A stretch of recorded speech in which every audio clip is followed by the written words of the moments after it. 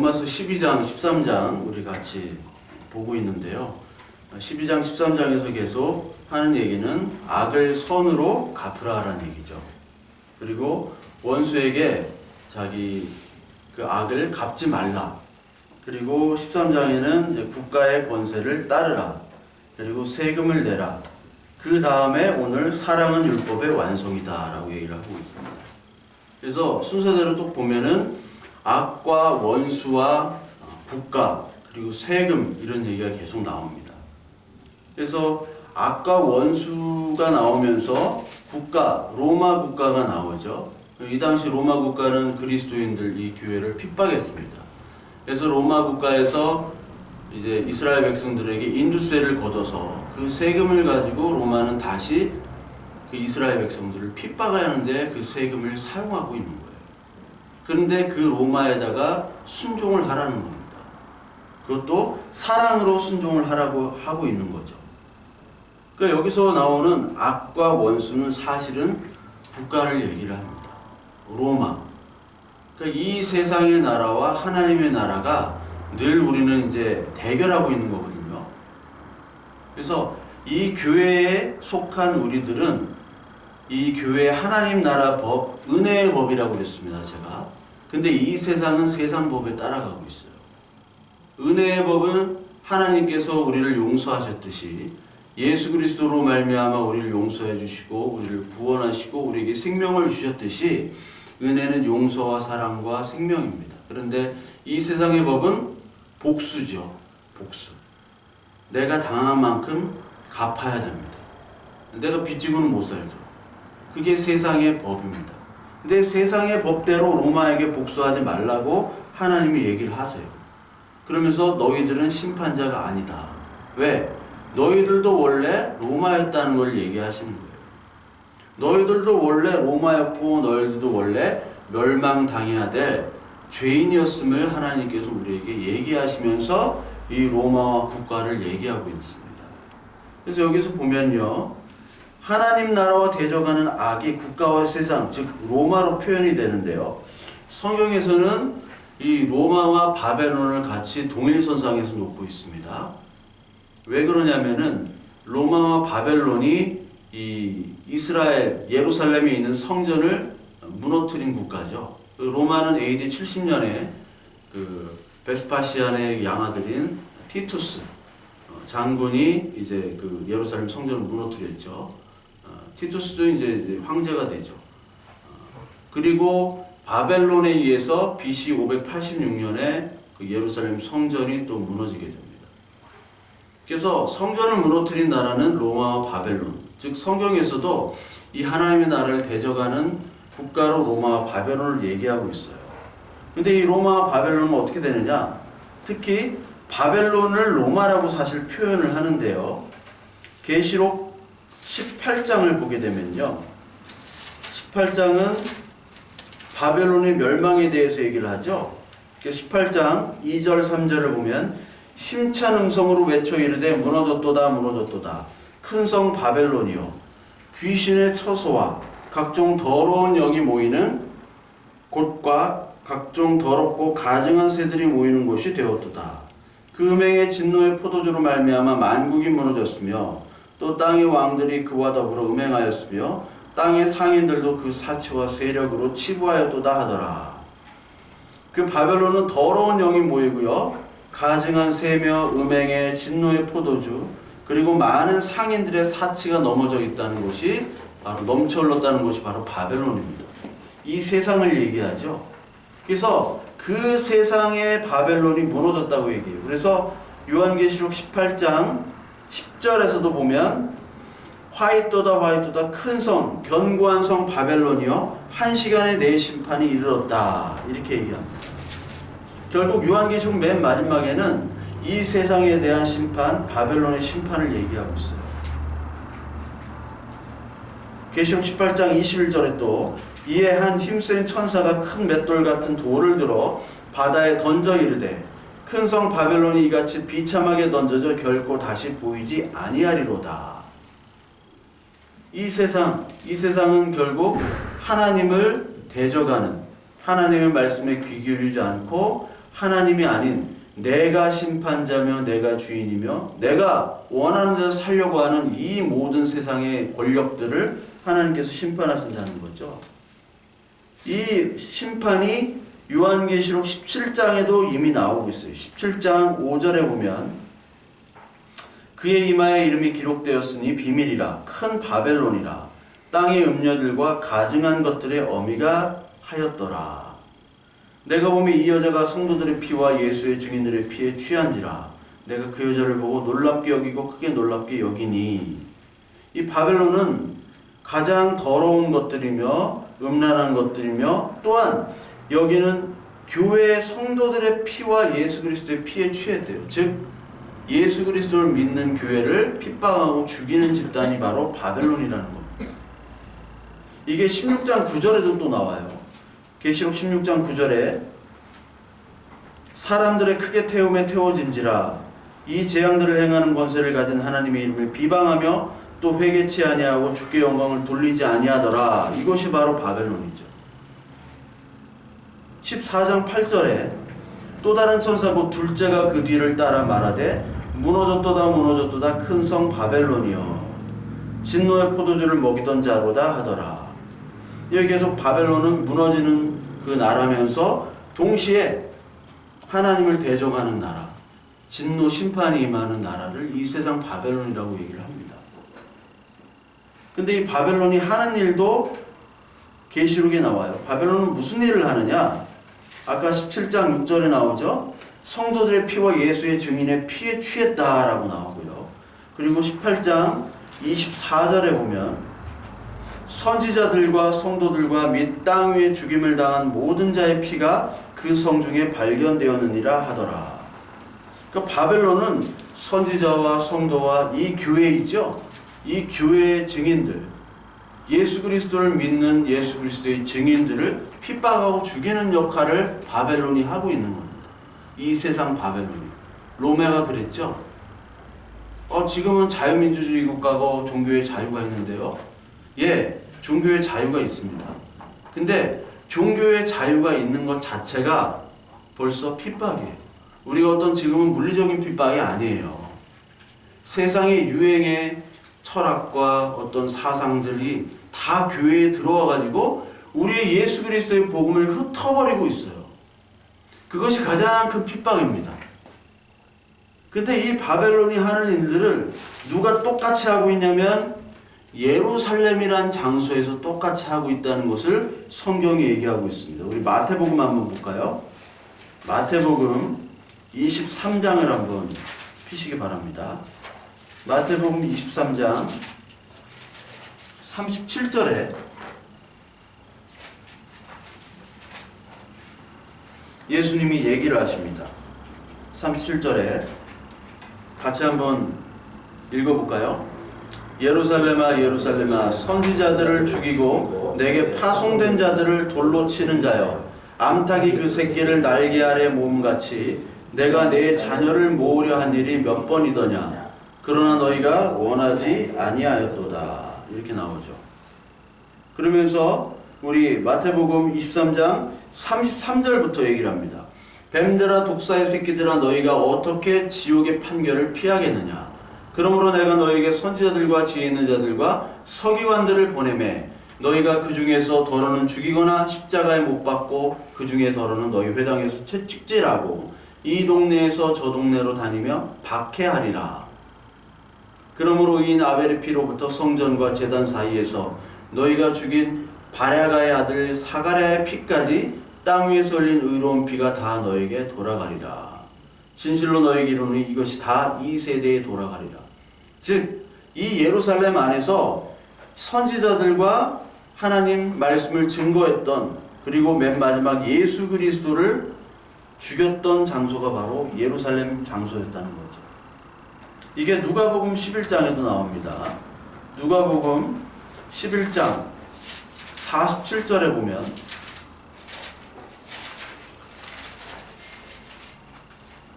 (47절부터 49절에) 보면요, 화했을진도다 너희는 선지자들의 무덤을 만드는도다. 그들을 죽인 자도 너희 조상들이로다. 이와 같이 그들은 죽이고 너희는 무덤을 만드니 너희가 너희 조상이 행한 일에 증인이 되어 옳게 여기는도다. 그러므로 하나님의 지혜가 이르렀을 때 내가 선지자와 사도들을 그들에게 보내리니 그 중에서 더러는 죽이며 또 박해하리라 하였느니라. 창세 이후 흘린 모든 선지자의 피를 이 세대가 담당하되. 똑같은 얘기를 하죠. 그래서 누가복음 13장 33절에는 또 이런 얘기를 하십니다. 예수님께서 오늘과 내일과 모레는 내가 갈 길을 가야 하리니 선지자가 예루살렘 밖에서 죽는 법이 없느니라. 선지자가 예루살렘 밖에서 죽는 일이 없대요. 즉 선지자는 이방인들에 의해서 죽는 것이 아니라 자기 동족에 의해서 죽는다는 얘기입니다. 그러니까 예루살렘이라는 사실 교회에 성도들이라고 믿던 그런 사람들이 예수님이 직접 오니까 예수님을 죽이셨잖아요. 그리고 예수님에 대해서 증거했던 선지자들을 구약시대 때부터 다 죽였다는 거죠. 이 세대가 그렇다는 겁니다. 그러면 오늘날 이 세대도 똑같아요.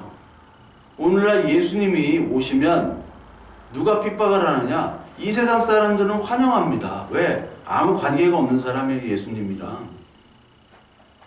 그냥 어떤 한 분이 왔고, 예수는 선생 아닙니까? 그렇죠? 예수는 선생이기 때문에 좋은 얘기를 해주는 선생을 세상은 핍박하지 않아요. 근데 예수님은 누구에 대해서 지적을 하느냐? 인간의 죄악에 대해서 지적을 하고요. 그 죄악에 대해서 지적하면서 이 교회에 대해서 얘기를 하시는 거예요. 교회에 대해서 너희들이 죄악이며 너희들이 죄인이며 너희들은 믿음이 하나도 없도다. 얘기할 때 이 교회에 있는 사람들, 자기가 스스로 예수 그리스도를 믿는다고 착각하고 있는 사람들에 의해서 예수님을 핍박을 당하고 죽으실 거예요. 예전에도 그랬듯이. 왜? 우리들이 가지고 있는 의와 우리들의 행위를 예수님은 인정하시지 않으니까. 예수 그리스도를 믿는다는 사람들이 모인 이 교회는 우리의 조건과 자격과 행위에 대해서 자랑하지 않습니다. 절대.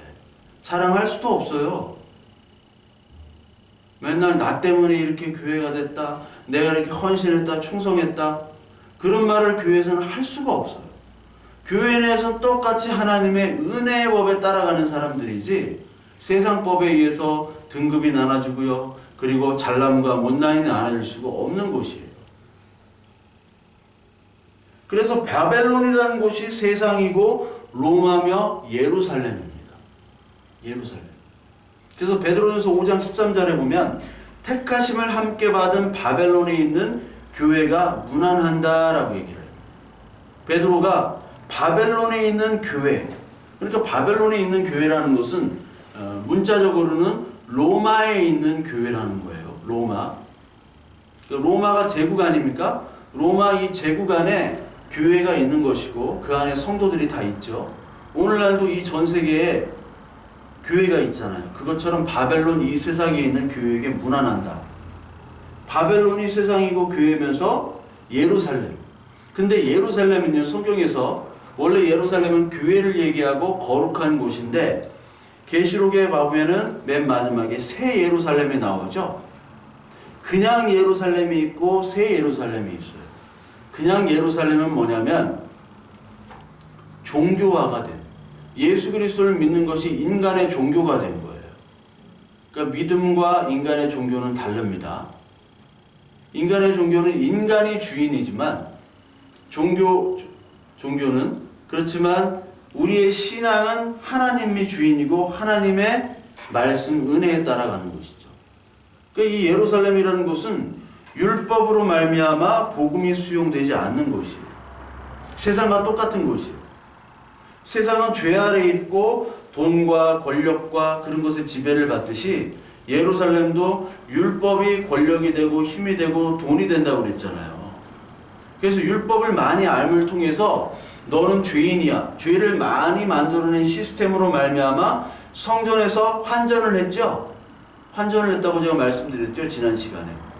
로마의 돈을, 로마나 그리스의 돈 드라크마나 그리고 데나리온을 두로에 세겔로 바꿔가지고 환전을 했던 사람이 제사장들이었고, 교회, 즉 그 성전에서 환전 장사를 해가지고 부를 축적했던 사람들이 제사장이었단 말이에요. 그리고 율법사들 바리새인들은 자기가 성경, 구약 성경을 막 잘하니까 그것들을 자랑하면서 기도를 길게 하고 그러면서 사람들에게 존경과 사랑과 그것들을 받아서 그 자기의 지위를 유지했던 사람들이에요. 근데 그것들이 다 성경에서는 죄라고 얘기를 해요. 그 죄 아래에 있는 예루살렘들을 하나님의 은혜의 나라, 그 은혜의 법으로 말미암아 우리들을 새 예루살렘으로 인도하셨다는 거죠. 이 계시록 한번 볼까요? 계시록 맨 마지막에 새 하늘과 새 땅 하면서 새 예루살렘이 나오잖아요. 계시록 21장에 보면 21장 1절 2절에 또 내가 새 하늘과 새 땅을 보니 처음 하늘과 처음 땅이 없어졌고 바다도 다시 있지 않더라. 또 내가 보매 거룩한 성 새 예루살렘이 하나님께로부터 하늘에서 내려오니 그 준비한 것이 신부가 남편을 위하여 단장한 것 같더라. 예전에 예루살렘은 율법의 종교 예루살렘이었어요. 근데 이제 새 예루살렘이 왔다는 거죠. 새 예루살렘으로 말미암아 너희들이 이제 하나님의 은혜 안에 들어왔다. 하나님의 자녀가 됐다는 겁니다. 이 세상과 바벨론, 로마, 이 예루살렘, 이 모든 것들은 다 하나님이 사용하시는 거예요. 누가 처음에 믿음이 있어서 교회를 옵니까? 예? 뭐 사업하기 위해, 어떤 청년들은 뭐 결혼하기 위해서 이렇게 오잖아요. 저도 마찬가지였어요. 믿음이 있어서 교회를 처음 찾아가는 사람은 없습니다. 이 교회 갔다가 저 교회 갔다가 했다가 하나님이 우리를 바꿔주시는 거예요. 제가 20대 후반에 교회를 처음 왔어요. 그러니까 그 전까지는 교회 다니는 사람에 대해서 이해가 안 됐죠. 제가 옛날에 친구, 예수 그리스도를 믿기 전에 친구들이 내가 목사가 됐다는 걸 보면 놀랄 거예요. 어떻게 교회를 다니지도 않고 교회에 대해서 참 비방을 했던, 비판적이었던 네가 어떻게 목사를 하고 있느냐. 이거는 보이지 않는 하나님이 나에게 역사를 하신 것이죠. 여러분들 똑같죠. 언제 뭐 모태신앙이 어디 있어요? 모태신앙이. 모태신앙은 없는 겁니다. 그냥 하나님이 찾아오신 거예요. 그에게. 내가 힘이 없어요. 내가 할 수 없었어요. 내가 찾지 않았는데 하나님이 찾아오신 겁니다. 보이지 않는 하나님께서 역사하시는 거예요. 그러니까 이 모든 능력과 권세, 세상 위에 뭐 어떤 능력과 권세 있는 조직이나 집단과 사람이 이 세상을 움직이는 것 같지만 하나님이 권세 안에서 움직여지는 겁니다. 하나님. 이게 에베소 1장에 나오는데요. 에베소 1장 17절에 보면 이 모든 능력과 권세를, 모든 만물을 그 발 아래 복종했다고 얘기를 하세요. 에베소 1장 17절 보면 우리 주 예수 그리스도의 하나님 영광의 아버지께서 지혜와 계시의 영을 너에게 주사 하나님을 알게 하시고 너희 마음의 눈을 밝히사 그의 부르심의 소망이 무엇이며 성도 안에서 그 기업의 영광이 풍성함이 무엇이며 그의 힘의 위력으로 역사하심을 따라 믿는 우리에게 베푸신 능력에 지극히 크심이 어떠한 것을 너희로 알게 하시기를 구하노라. 그의 능력이 그리스도 안에서 역사하사 죽은 자들 가운데서 다시 살리시고 하늘에서 자기의 오른편에 앉히사 모든 통치와 권세와 능력과 주관과 이 세상뿐 아니라 오는 세상에 일컫는 모든 이름 위에 뛰어나게 하시고 또 만물을 그 발 아래 복종하게 하시고 그를 만물 위의 규의 머리로 삼으셨느니라. 모든 세상의 통치, 권세, 능력, 주권, 이 세상뿐이라 오는 세상 아래도 하나님의 발 아래, 예수 그리스도의 발 아래 복종하게 하셨다고 하죠. 근데 이거를 이 세상 사람들은 알지 못해요. 하나님의 영을 받은 사람만 알아요. 그렇기 때문에 이 바울이 에베소에게다 그 교회 성도들에게 기도를 하는 거예요. 너희 무슨 기도를 하느냐? 우리가 읽었던 17절부터 20절까지의 기도를 하라는 거예요. 지혜와 계시의 영을 하나님께로부터 알게 하셔서 그의 부르심의 소망과 영광의 풍성함과 능력이 어떠한 것임을 알도록 너희들이 기도를 해라. 그러니까 이 세상에 대해서, 이 세상이 어떤 곳인지, 그리고 하나님의 지혜와 계시의 영, 그러니까 성령께서 계시와 복음 이 말씀을 깨닫게 해주셔야지만이 하나님께서 보이지 않는 그 하나님이 이 세상을 움직이고 계시고 나를 다스리고 나를 사랑하시고 이 세상을 심판하시고 구원하신다. 심판이 있고 구원하신다. 이것을 알게 하신다는 거예요. 아니 이 세상 사람들이 물어보세요. 구원이 있는지. 구원을 뭐라고 생각합니까? 그냥 병 나으면 구원이고 빚졌다가 빚 어떻게 운 좋게 갚게 되면 구원이고 다 그런 개념이잖아요. 부활. 아니 죽었는데 무슨 부활이 있어. 저도 그랬어요. 죽었는데 무슨 부활이 있어. 그 전까지는 몰랐다가 하나님께서 지혜와 계시의 영을 그 복음을 우리에게 주셨다는 거예요. 이 땅에 살아가면서 그냥 이 땅에 살아가면서 그냥 살다가 그냥 죽는 게 인생 아니에요. 어떻게 보면 허무하죠. 그 중에 성공한 사람도 있고요. 실패한 사람도 있고 병든 사람도 있고 가지가지 다 인생이 있어요. 누가 병들고 싶은 사람이 있습니까? 가난하게 살고 싶은 사람 아무도 없잖아요. 어떻게 살다 보니까 그렇게 됐어. 누구는 살다 보니까 로또도 되고요. 누구는 살다 보니까 그 땅이 막 올라가지고 땅 부자가 되고요. 그런데 어떻게 하다 보니까 또 죽기도 하고 또 살기도 하고 그게 인생인 줄 알았는데 지혜와 계시의 영이 말씀 계시 복음을 듣고 기쁜 소식 아닙니까? 이 기쁜 소식에서 우리의 눈과 귀가 띄어지는 거죠.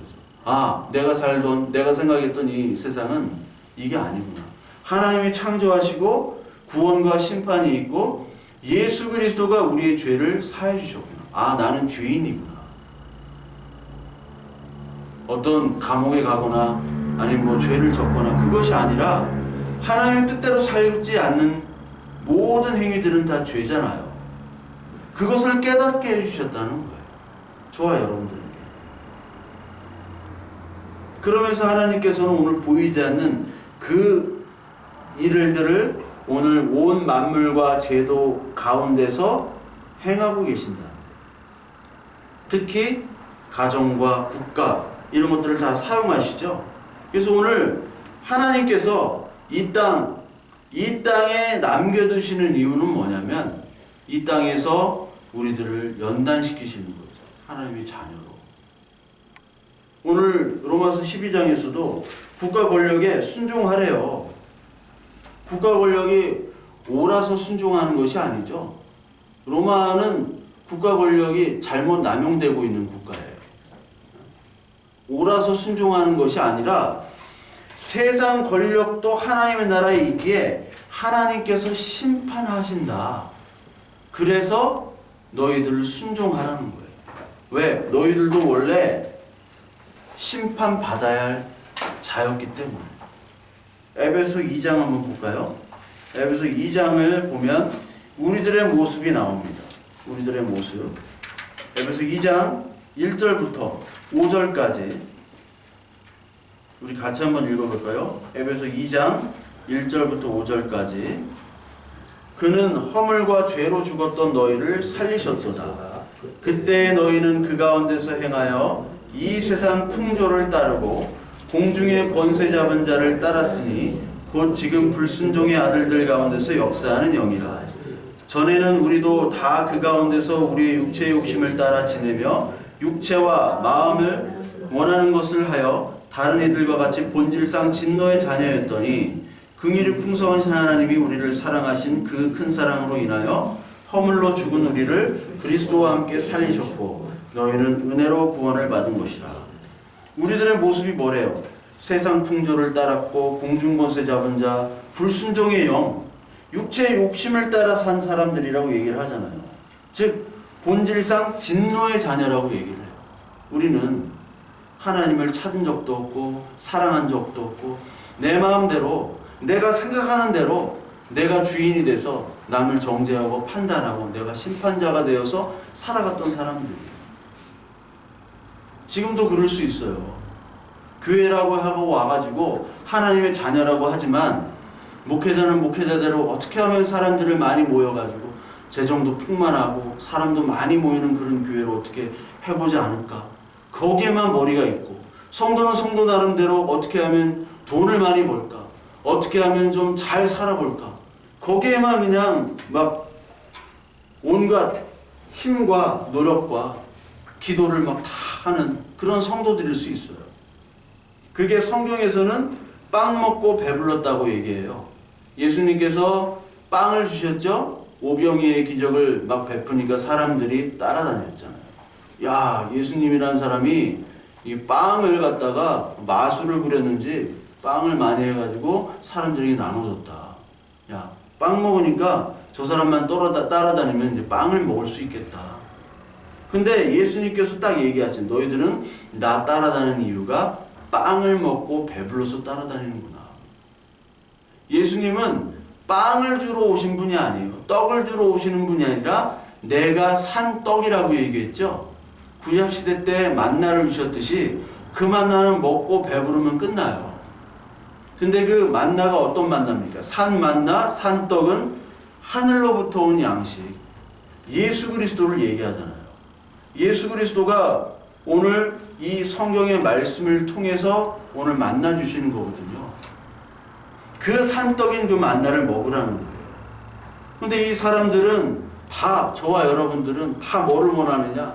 이 땅에서도 천국, 가서도 천국. 우리가 원하는 거 그거잖아요. 여기서도 잘 살고 저기서도 잘 살고. 그래서 용하다는 점쟁이 찾아가는 것처럼 용하다는 교회, 뭐 저기 교회 가면 축복을 받는다더라, 어디 기도원을 가면 뭐 병이 낫는다더라, 여기 갔다가 저기 갔다가 사업하는데 이거 했다가 저거 했다가 주식하는데 이거 하면 뭐 잘 된다더라, 저거 하면 잘 된다더라 하는 것처럼 똑같이 세상과 똑같이 우리가 교회를 막 다니고 있어요. 우리 세상을 한번 보면 인간 보기에 좋은 것들이 있습니다. 인간의 보기에 좋은 것들이 있는데 그게 하나님 보기에 안 좋을 경우가 참 많습니다. 인간이 보기에. 저도 여기 뭐 교인들도 별로 없고 혼자 있는데 쓰레기가 그렇게 많이 나와요. 그 저만 지나가면 쓰레기가 나와요. 복숭아나 이런 거 만지지 말라고 하잖아요. 사람의 손에 딱 타면 일단 복숭아가 상해요. 사람이 지나간 자리엔 쓰레기밖에 없어요. 그걸 보면서 저도 뭐 간만에 좀 청소 좀 했는데 청소 하나 안 하나 똑같죠. 보니까 청소를 했는데 쓰레기가 그렇게 많이 나와요. 뭐 내가 뭐 한 것도 없어요. 그 사람이 지나간 자리는요 쓰레기가 많아요. 사람이 지나가면요 동물이 살 수가 없어요. 이 코로나로 막 사람이 막 죽고 하지만 동물은 죽습니까? 사람이 얼마나 깔끔을 떨어요. 근데 동물 막 흙탕물 마시고 뭐 땅바닥에 있는 음식 먹고 해도 동물은 죽질 않아요. 근데 사람은요 그렇게 깔끔을 떨어도 죽어요. 사람이 가장 더럽습니다. 사람이 가장 악랄해요. 그런 사람을 갖다가 하나님을 사랑할 수가 없어요. 그래서 하나님이 먼저 찾아오시는 거예요. 이 세상을 경험케 하시는 거예요. 하나님이 이 세상, 이 더럽고 추한 이 세상에서 하나님이 경험토록 놔두시는 거예요. 왜? 하나님 나라 소망을 더 크게 하기 위해서. 별세신앙이라고 있습니다. 옛날 그 한신교회라고 이중표 목사님 별세신앙. 이 세상과 이별해야 된다. 이 세상을 떠나야 된다. 그게 베드로도 얘기를 해요. 이 땅은 나그네라고 얘기해요. 나그네. 베드로전서 1장 한번 볼까요? 베드로전서 1장을 보면 1장 1절에 예수 그리스도의 사도 베드로는 본도, 갈라디아, 갑바도기아, 아시아와 비두니아에 흩어진 나그네에게 편지를 한다라고 얘기합니다. 그리고 베드로전서 1장 17절에 보면 외모로 보시지 않고 각 사람의 행위로 심판하시는 이를 너희가 아버지라 부른즉 너희가 나그네로 있을 때를 두려움으로 지내라. 이 세상에 있을 때가 나그네래요. 나그네. 이 베드로는 계속해서 나그네를 얘기합니다. 우리가 나그네의 삶이에요. 영어로 보면 여기에 alien이에요. alien. stranger. alien은 뭐 그 괴물 alien이 아니라 외계인을 얘기해요. 외계인. 외부인을 얘기합니다. 외부인. 그러니까 우리는 어떻게 보면 이 땅에 살아가면서도 하늘나라에 있는 사람이기 때문에 이 땅의 일들이 어떻게 보면 조금 스트레인지하고 좀 에일리언처럼 좀 이상하게 받아들여야 돼요.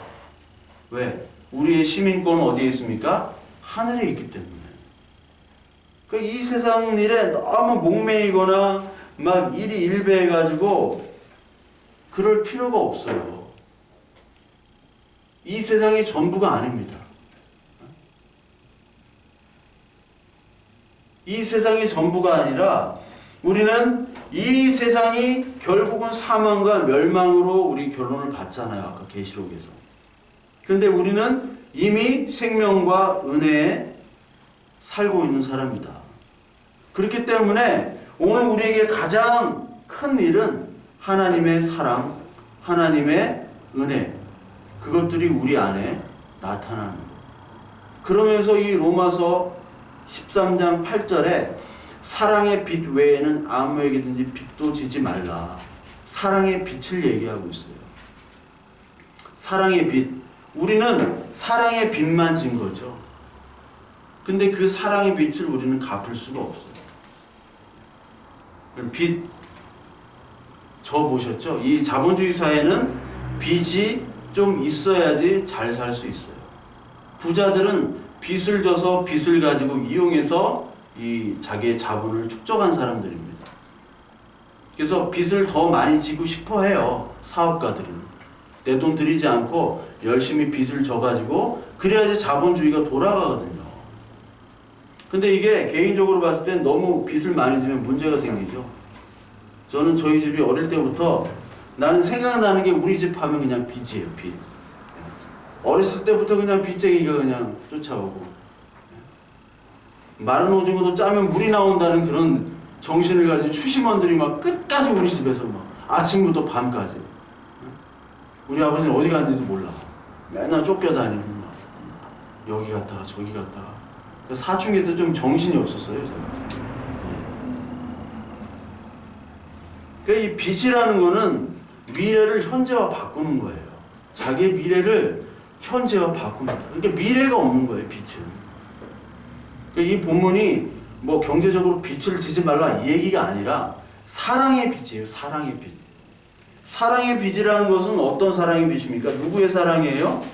예수 그리스도가 우리에게 사랑이라는 큰 것을 주셨죠. 그래서 예수 그리스도께 우리에게 빚을 졌다는 얘기예요. 예수 그리스도의 빚.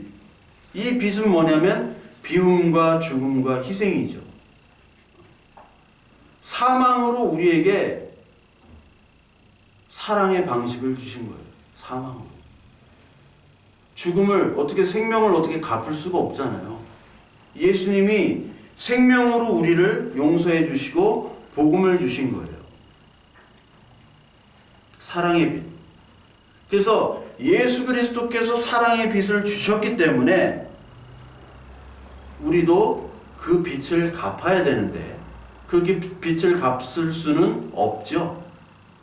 갚을 수가 없어요. 여러분 1만 달란트 빚진 자와 100다나리온 빚진 자가 있죠. 마태복음 18장에 보면요. 1만 달란트 빚진 자가 있는데 1만 달란트는 어느 정도냐면 1달란트, 한 달란트가 6천 데나리온이래요. 6천 데나리온. 한 데나리온이 하루 일당이라고 그랬죠. 그 당시에. 그러면 6천일을 일해야 되는 게 바로 1달란트예요. 한 달란트. 그러면 1만 달란트면은 6천만 년의 일당이에요. 6천만 년. 그 빚을 갚을 수가 없죠. 근데 주인이 용서를 해줘서 야, 너 빚 못 갚으니까 용서해줄게.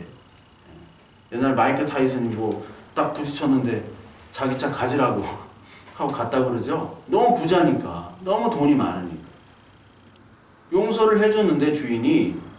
그런데 1만 달란트 빚진 자가 길거리에 가다가 100데나리온 빚진 자, 자기한테 100데나리온 빚진 자를 막 때리고 옥에 가뒀어요. 용서를 안 해준 거예요.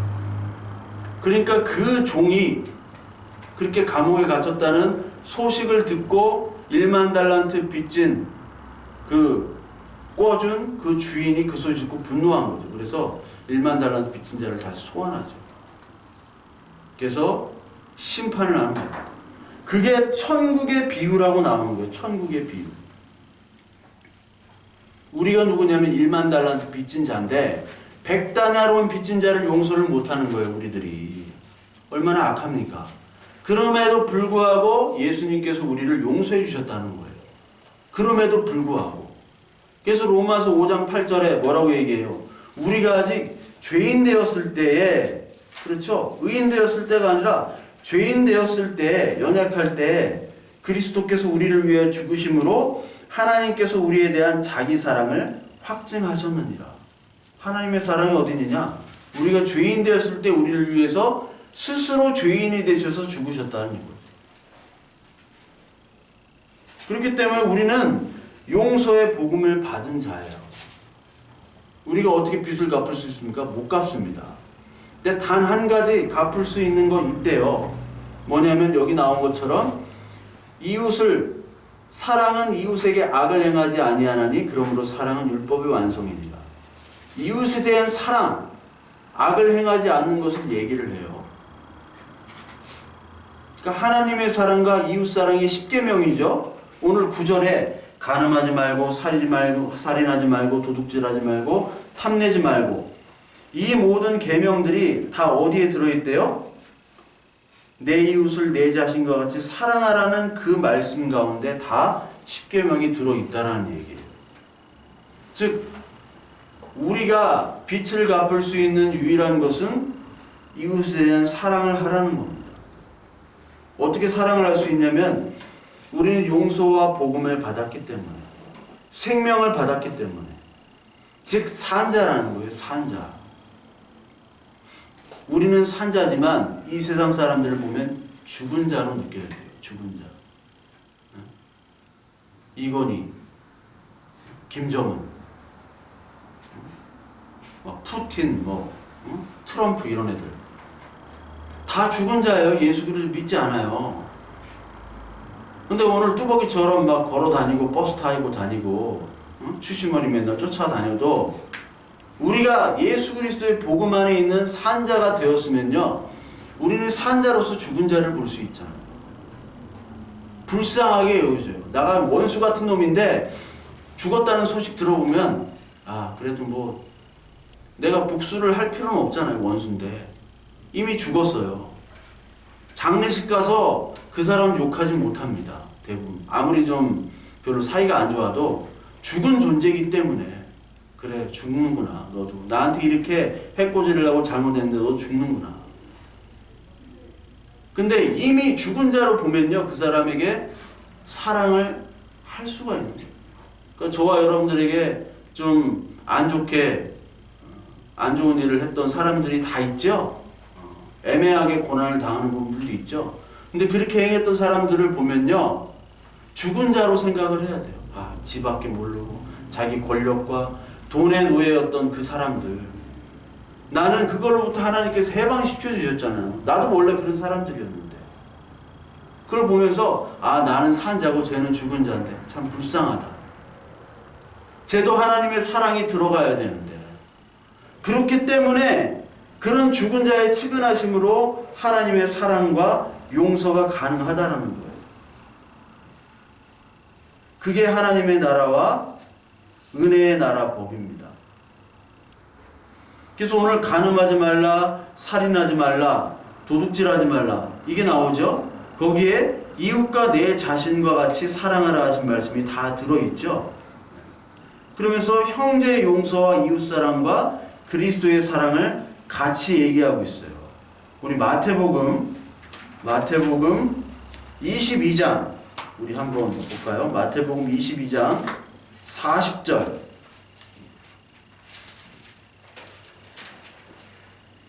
(40절을) 보면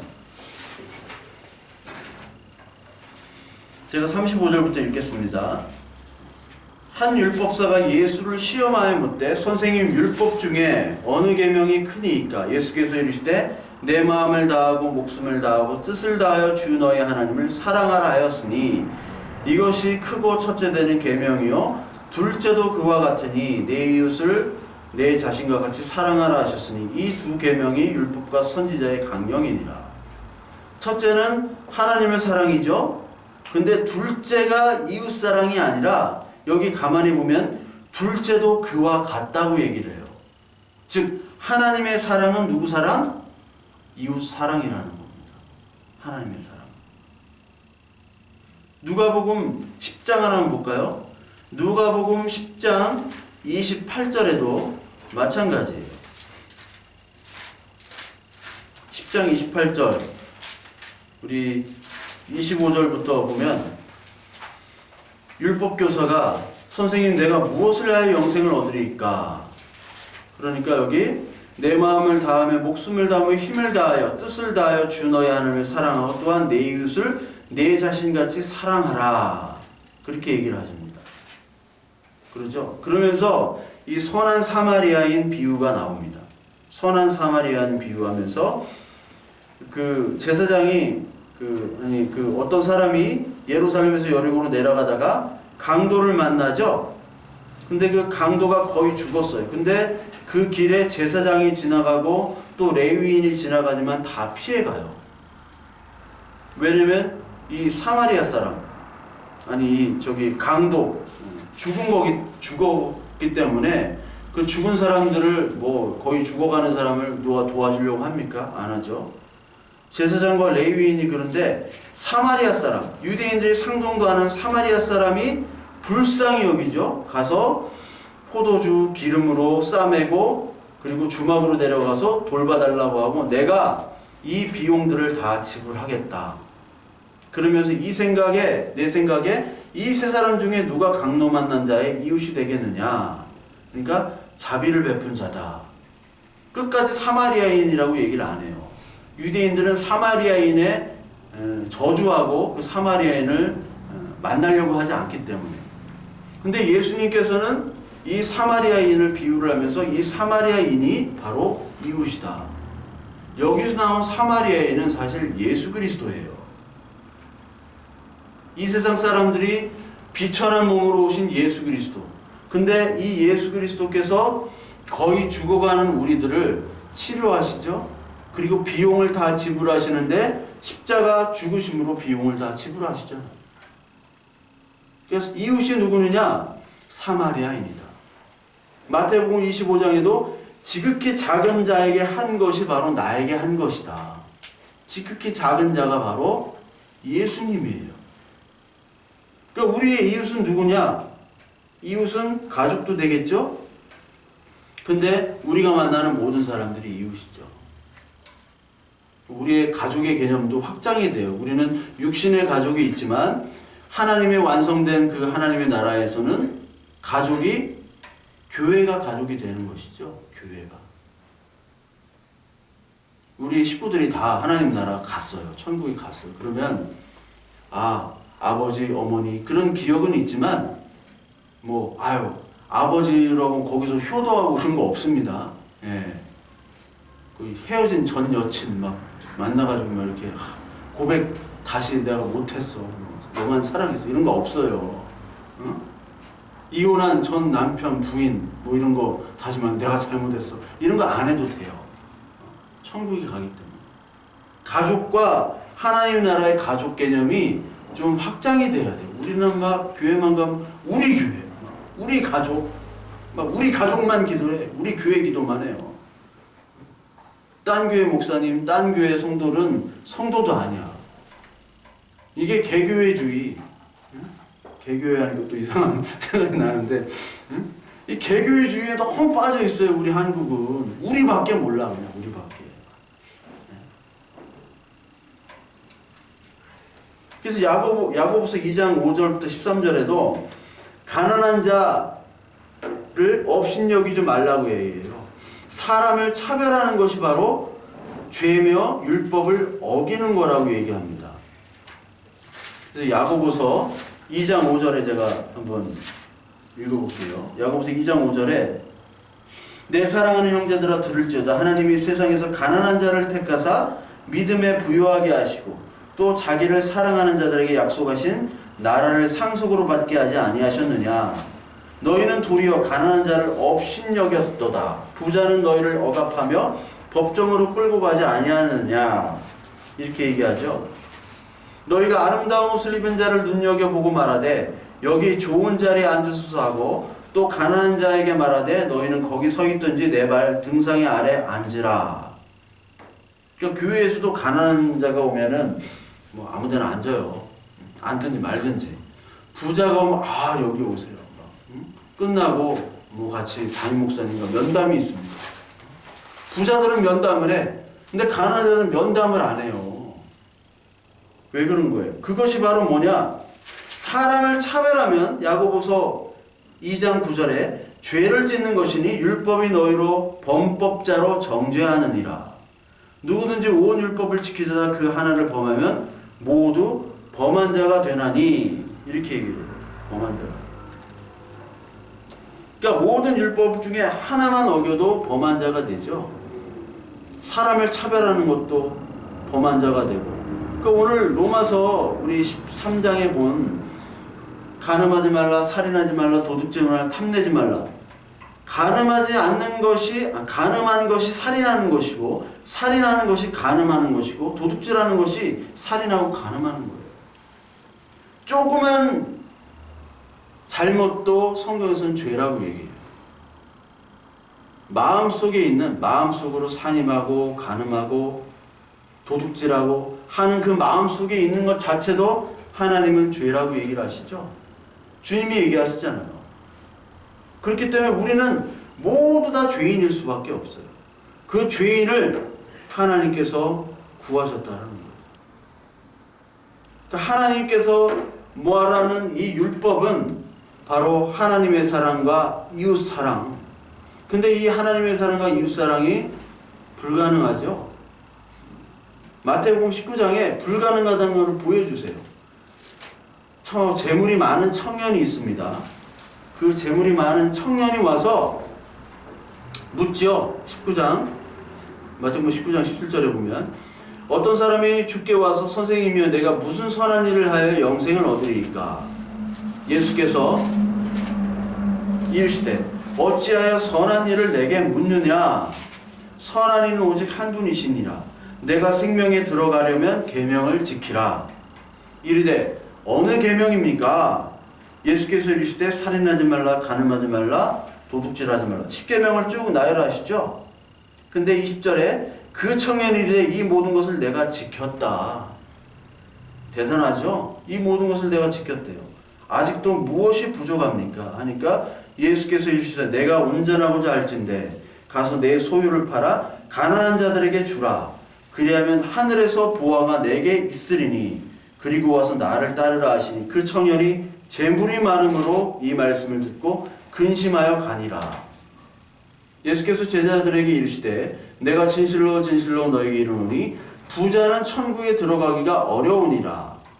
다시 너에게 말하노니 낙타가 바늘기로 들어가는 것이 부자가 하나님의 나라에 들어가는 것보다 쉬우니라 하시니 제자들이 듣고 몹시 놀라 이르되 그렇다면 누가 구원을 얻을 수 있으리까? 예수께서 그들을 보시며 이르시되 사람으로는 할 수 없으나 하나님으로서는 다 하실 수가 있느니라. 부자가 천국 못 가죠. 돈이 많은 부자도 있고 지식이 많은 부자도 있고 뭐 인기가 많은 부자도 있죠. 근데 그런 부자들은 자기의 힘이 있기 때문에 하나님을 의지할 수가 없어요. 천국에 갈 수가 없습니다. 하나님의 나라를 만날 수가 없어요. 그런데 사람은 할 수 없지만 하나님을 할 수 있다는 거죠. 사람은 부자로 살고 싶어 하지만 하나님은 하나님의 나라의 부자로 만들기 위해서 이 땅에서 그 많은 소유들을 팔도록 하나님께서 만들어 버려요. 그 마음을. 삭개오가 그랬죠. 삭개오가 불법적인 일로 로마의 하수인으로 세금을 걷어가지고 부를 축적했습니다. 열등감이 많은 사람이에요. 삭개오가. 축적을 했는데 예수 그리스도를 만나서 뭐라고 얘기해요? 자기 재산을 반을 어려운 사람에게 나눠준다고 하잖아요. 그럼 반 나눠주는 게 쉽지 않아요. 저같이 뭐 돈 없는 사람은 반을 나눌 수도 있어요. 근데 돈이 많으면 반 못 나눕니다. 여러분 한 100억 있는데 50억 헌금 못해요. 하는 건 대단한 겁니다. 근데 그렇게 할 수 있었던 것은 나는 할 수 없지만 하나님이 하셨다는 거예요.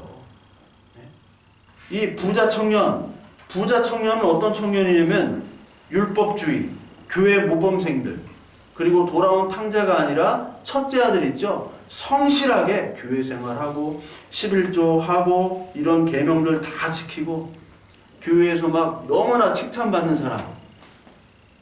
근데 너무 칭찬받고 완벽하다 보니까 같이 있으면 좀 힘들어. 조금 술만 마셔도 막 정죄하고 주변에게 상처가 줄 수 있는 사람들. 즉 말씀이요, 하나님의 말씀이, 복음이 지식만으로 들어오면요 교만할 수 있고 다툼일 수 있고 허영일 수가 있어요. 뭐 하나님의 말씀을 깨달았다고 하는데 이 깨달은 게 지식만으로 있으면요 다른 사람은 미워하고 정죄한다니까요. 아, 왜 나는 이렇게 아는데 왜 너 몰라? 복음이 독이 돼요. 다시 선악과로 돌아가가지고 자기가 선악을 판단하고요, 심판하고요, 내로남불이 되는 거예요. 내가 기준이에요. 다른 사람 막 비난해버려요. 그런 사람들 교회에 꼭 하나씩 있어요. 열심히 하는데 비난해. 왜 너는 나처럼 못하냐고. 그런 사람이 완벽한 청년 재물 가진, 재물이 많은 청년이에요. 이런 걸 다 지켰는데 부자 되기도 해. 부자기도 해. 교회 자매들이 가장 원하는 게 신랑감이죠. 기도 제목 들어보면 다 돈도 많아야 되고 유머 감각도 있어야 되고 머리숱도 많고 막 이런 계명도 다 지켜야 되고 뭐 충족되는 게 하나도 없어 나는. 그러니까 그런 사람들인데 그 사람이 바로 첫째 아들이라는 거예요. 옳은 이야기는 열심히 하는데 주변인에게 상처 주는 사람. 이 사람들에게 하나님은 하나를 더하라고 합니다. 사랑. 이게 골로새서에 나와요. 골로새서 1장, 3장을 볼까요? 골로새 3장을 보면 3장 12절. 골로새서 성경 찾기 쉽지 않죠? 골로새 3장 12절에 보면 그러므로 너희는 하나님이 택하사 거룩하고 사랑받는 자처럼 긍휼과 자비와 겸손과 온유와 오래 참음을 입고 누가 누구에게 불만이 있거든 서로 용납하여 피차 용서하되 주께서 너희를 용서하신 것 같이 너희도 그리하고 이 모든 것 위에 뭐를 더하라? 사랑을 더하라. 이는 온전하게 매는 띠니라. 네가 율법을 잘 행하고 뭐 십계명을 지키고 다 좋아. 근데 그 위에 뭐가 있어야 되느냐면 사랑을 더해야지 네가 용납할 수 있고 용서할 수 있다. 왜? 주님이 너를 용서했기 때문에. 사랑을 더하라는 거예요. 우리가 성전에 그 성막의 모든 기구들, 구약에 보면 기구들을 뭐로 만드냐면 조각목이라는 나무로 만듭니다. 아카시아 나무과의 가시나무였어요. 조각목. 뭐 쓸모가 없는 나무입니다. 근데 그 조각목을 깎아다가 다 다듬고 그 위에 금을 입혀요. 금을. 우리들은 조각목 같은 존재인데 예수 그리스도의 믿음과 사랑의 금을 입혀가지고 쓰임받게 만드는 거예요. 성전에 번제단도 만들고 언약궤도 만들고 조각목으로 만들었어요. 거기다 금을 입힙니다. 그러니까 하나님께서 주신 모든 것들이 있는데 그 위에 사랑이 더해져요. 하나님의 사랑, 이웃사랑. 이게 같이 가야 된다는 거죠. 그렇게 될 때만이 이 율법이 완성이 된다. 근데 그 율법의 완성은 누가 하느냐? 예수 그리스도만 그렇게 할 수 있으니까. 예수 그리스도를 통해서 율법이 완성이 된다는 거죠. 요한복음 13장 34절과 35절에도 새 계명을 너에게 준다고 얘기하면서 서로 사랑하라. 너희가 서로 사랑하면 모두 내 제자인 줄 안다라고 얘기하세요. 새 계명, 새 사람, 새 예루살렘, 이걸 계속 얘기합니다. 요한일서 우리 볼까요? 요한일서 2장 한번 보겠습니다. 요한일서 2장 7절을 보면 사랑하는 자들아 내가 새 계명을 너에게 쓰는 것이 아니라 너희가 처음부터 가진 옛 계명이니 이 옛 계명은 너희가 들은 바 말씀이거니와 다시 내가 너에게 새 계명을 쓰노니 그에게와 너에게도 참된 것이라. 빛 가운데 있다 하면서 그 형제를 미워하는 자는 지금까지 어둠에 있는 자요 그의 형제를 사랑하는 자는 빛 가운데 거하여 자기 속에 거리낌이 없으나 그의 형제를 미워하는 자는 어둠에 있고 또 어둠에 행하며 갈 곳을 알지 못하나니 이는 그 어둠이 그의 눈을 멀게 하였음이니라. 그러니까 형제를 사랑하는 사람은 빛이 있는 사람이고 형제를 미워하는 사람은 아직까지 어둠에 있는 사람이라는 거예요. 요한일서 3장을 볼까요? 요한일서 3장 13절 형제들아 세상이 너희를 미워하여도 이상히 여기지 말라. 우리는 형제를 사랑함으로 사망에서 옮겨 생명으로 들어간 줄 알거니와 사랑하지 아니하는 자는 사망에 머물러 있느니라. 그 형제를 미워하는 자마다 살인하는 자니 살인하는 자마다 영생이 그 속에 거하지 아니하는 것을 너희가 아는 바라. 사랑하는 자는 영생이 있고요. 사랑하지 않는 자는 영생이 없고 어둠 안에 있다라는 거예요. 아직까지 예수 그리스도를 믿지 않는 자라는 거예요. 요한일서 4장 7절부터 13절까지 우리 같이 한번 읽을까요? 사랑하는 자들아 우리가 서로 사랑하자. 사랑은 하나님께 속한 것이니 사랑하는 자마다 하나님으로부터 나서 하나님을 알고 사랑하지 아니하는 자는 하나님을 알지 못하나니 이는 하나님은 사랑이심이라. 하나님의 사랑이 우리에게 이렇게 나타낸 바 되었으니 하나님이 자기의 독생자를 세상에 보내심은 그로 말미암아 우리를 살리려 하심이라. 사랑은 여기 있으니 우리가 하나님을 사랑한 것이 아니요 하나님이 우리를 사랑하사 우리 죄를 속하기 위하여 화목제물로 그 아들을 보내셨습니다. 사랑하는 자들아 하나님이 이와 같이 우리를 사랑하셨은즉 우리도 서로 사랑하는 것이 마땅하도다. 어느 때나 하나님을 본 사람이 없으되 만일 우리가 서로 사랑하면 하나님이 우리 안에 거하시고 그의 사랑이 우리 안에 온전히 이루어지는 것이라. 그의 성령에 우리에게 주심으로 우리가 그 안에 거하고 그가 우리 안에 거하시는 줄 아느니라. 사랑을 얘기해요. 하나님께서 우리들 인간은 666이라고 그랬죠? 6입니다. 근데 6으로 아무리 열심히 하더라도 이 하나님의 숫자인 7이 되질 않아요. 7이라는 것은 하나님의 숫자인 3과 이 온 땅의 온전한 땅의 숫자인 4가 더해서 7이 되는 거거든요. 근데 이 온전한 땅이 되려면 하나님의 은혜에 3이 더해져야 돼요. 우리는 아무리 용을 써도 6밖에 안 돼요. 6. 이 계시록에 나온 666이죠. 인간의 숫자. 7이 되기 위해서는 그 위에 사랑, 예수 그리스도의 사랑이 덮여져야 돼요. 아직까지 하나님의 사랑을 모르는 사람들은 계속해서 형제들을 미워하고 싸움합니다. 예수 그리스도를 믿는 사람이라고 하면서도 싸우고 미워하고 자기 권력을 위해서 자기 돈을 위해서 다른 사람들을 핍박하고 그리고 착취하는 사람들이 많잖아요. 그 사람들은 세상의 힘을 얻기 위해서 이 하나님을 이용하는 거예요. 또한 세상의 힘을 가지고 그것으로 복수하려고 하는 사람들 마찬가지입니다. 아직 세상에 속한 사람들이에요. 예수님은 예수님의 사랑을 십자가로 이기셨다고 그랬죠? 십자가로 예수님의 사랑을 보여주셨고 내가 세상을 이겼다고 얘기하셨어요. 십자가에 매달렸다가 힘들다 해가지고 나 때린 놈들 다 내가 그냥 미사일 발사하고 막 레이저포 막 쏘고 다 죽인 다음에 십자가로 돌아가시지 않으셨잖아요. 바보같이 어리석게 끌려가는 양처럼 순순히 십자가에 돌아가셨어요. 그것이 사랑이에요. 그게 우리 이 세상에 죽는 것이 바로 사랑으로 나타나는 겁니다.